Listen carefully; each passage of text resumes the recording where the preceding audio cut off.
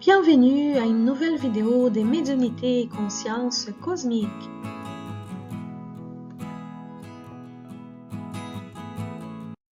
Dans tous les âges de l'humanité, la médiumnité a servi des ponts entre les visibles et l'invisible.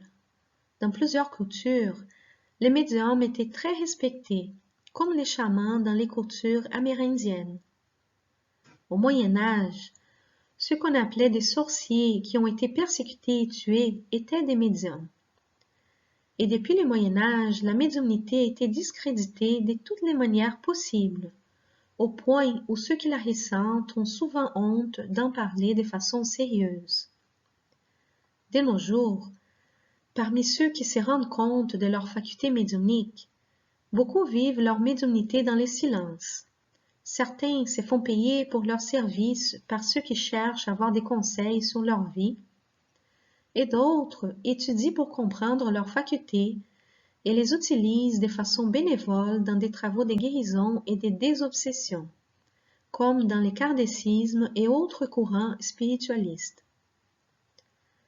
La médiumnité étant un échange entre les mondes des incarnés et les mondes des esprits, devrait être utilisée surtout pour l'éveil de la conscience et le développement de nos capacités, sans jamais enlever ou influencer notre libre arbitre, et toujours avec un but utile et charitable, car le type d'esprit qui va s'approcher de nous va dépendre du but de notre activité médiumnique, et nous avons aussi une responsabilité envers toute utilisation de notre médiumnité. Lorsque nous utilisons nos facultés paranormales, nous sommes en train d'utiliser nos propres capacités sans dépendre de l'aide des esprits. Ces capacités sont inhérentes à notre nature spirituelle. Être en contact avec notre paranormalité est alors être en contact avec notre propre spiritualité et avec notre vraie nature. La paranormalité a déjà été active sur l'être humain sur la Terre il y a des millénaires. Mais, dû à sa mauvaise utilisation qui a causé des destructions très importantes sur la planète, des événements ont fait en sorte que l'être humain a perdu la conscience de sa vraie nature et la connexion avec ses capacités. Récupérer la paranormalité est comme se rendre compte que nous avons des super-pouvoirs. Mais avec ceci, il y a une grande responsabilité qui doit être développée en parallèle. De nos jours, l'être humain utilise partiellement ses capacités paranormales de façon inconsciente, en créant autour de lui un monde qui est le reflet de son intérieur encore déséquilibré et immature. Mais nous pouvons développer ces capacités en développant nos intelligences émotionnelles et spirituelles en même temps que notre intelligence rationnelle. Et alors, nous pourrons créer un monde plein de beauté et de paix, en pleine possession de nos capacités paranormales. La médiumnité est un grand outil d'aide à nous-mêmes et aux autres. Mais malheureusement, la mystification existe aussi, et elle nuit tant ceux qui la pratiquent comme ceux qui cherchent les services de ceux-ci, en plus de contribuer pour discréditer les vrais médiums et la médiumnité en général. Comme nous sommes en train d'évoluer et que nous avons tous déjà commis beaucoup de torts dans nos vies passées, nous souffrons tous à différents degrés de gravité ce qu'on appelle l'obsession, qui a l'influence sur nous et sur nos vies d'esprits mal intentionnés. L'obsession utilise notre médiumnité pour avoir lieu, et elle varie d'une simple influence négative à des états graves où les personnes finissent par développer des problèmes de santé mentale et parfois aussi des problèmes physiques.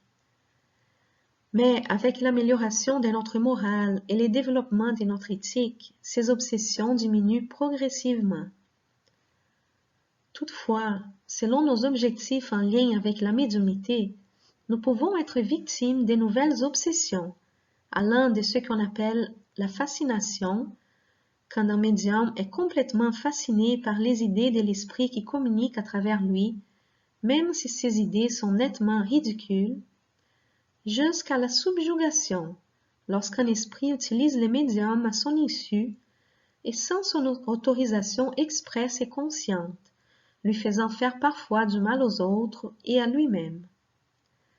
La médiumnité doit alors être utilisée avec responsabilité, car, comme pour toute chose, nous allons toujours cueillir ce que nous avons planté. Je vous rappelle les thèmes de la dernière vidéo, dont les liens je vais vous indiquer ici-bas à propos des pratiques à suivre pour bien développer notre médiumnité et qui servent aussi pour la paranormalité. La prière, qui est la connexion avec ce qui est supérieur à nous, alors l'élévation au-dessus de la matérialité.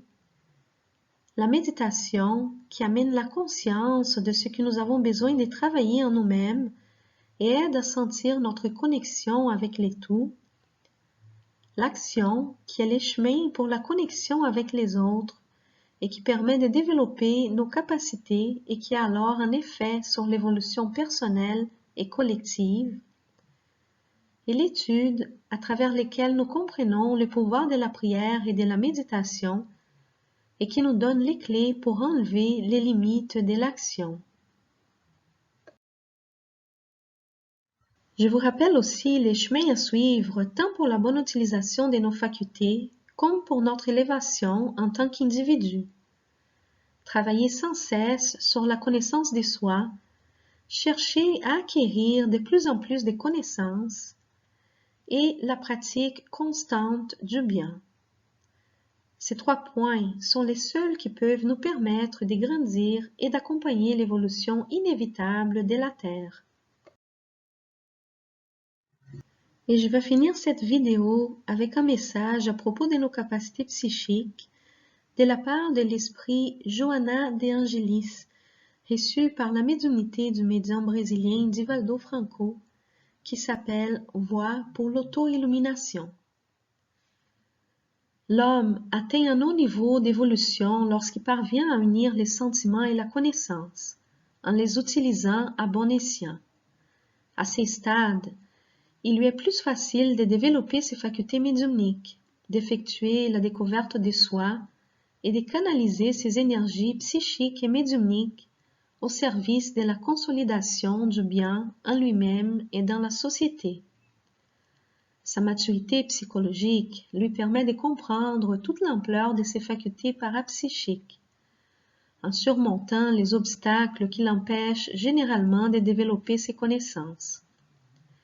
Ainsi, la médiumnité lui met en contact avec les mondes spirituels, d'où vient la vie, et vers lesquels elle retourne lorsque son cycle matériel est terminé, lui permettant de pénétrer des réalités ignorées, s'engageant habilement au-delà des vibrations denses du corps charnel.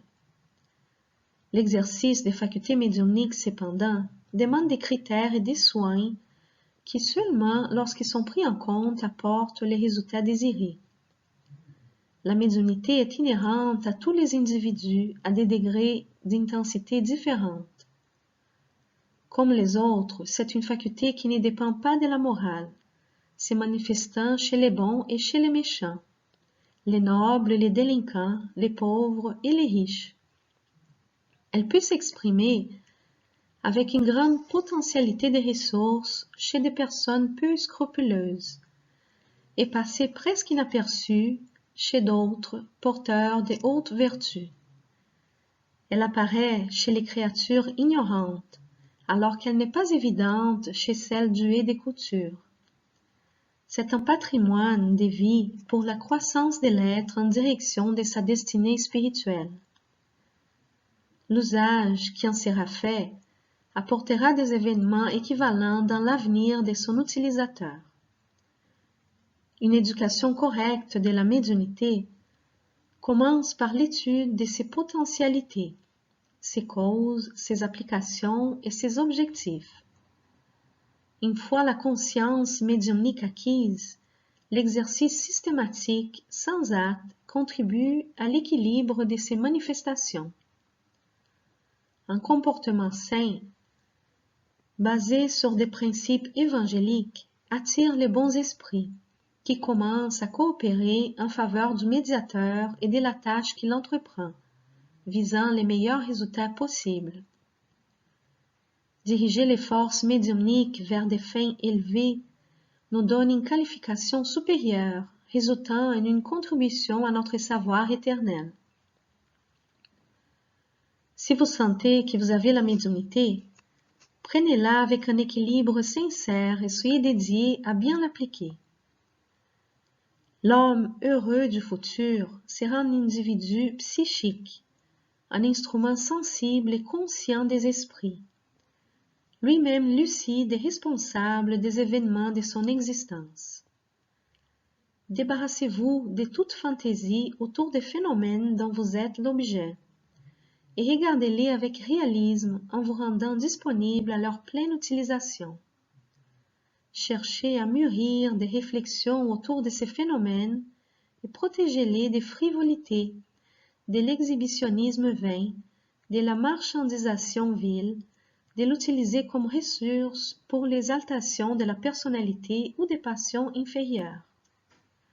Soyez patient avec les résultats et persévérant dans les réalisations. Tout ce que vous plantez va germiner au fil du temps. L'éducation de la médiumnité demande du temps, de l'expérience et de la malléabilité de l'individu, de la même façon qu'avec toute faculté et tendance culturelle, artistique et mentale qui possède l'homme. Quiconque est porteur des cultures, des bienveillances et ressent la présence des phénomènes médiumniques et paranormaux est à un pas de la pleine réalisation, sur la voie de l'auto-illumination. Merci d'avoir visionné cette vidéo. Si vous l'avez aimée, je vous remercie d'aider à la divulgation de la chaîne en vous abonnant, en cliquant sur like et en partageant son contenu. Si vous laissez des commentaires, ceci va aussi m'aider dans la préparation des prochaines vidéos. Une nouvelle vidéo est postée presque toutes les semaines, en addition aux vibrations pour la paix dans le monde qui sont postées tous les dimanches. À bientôt!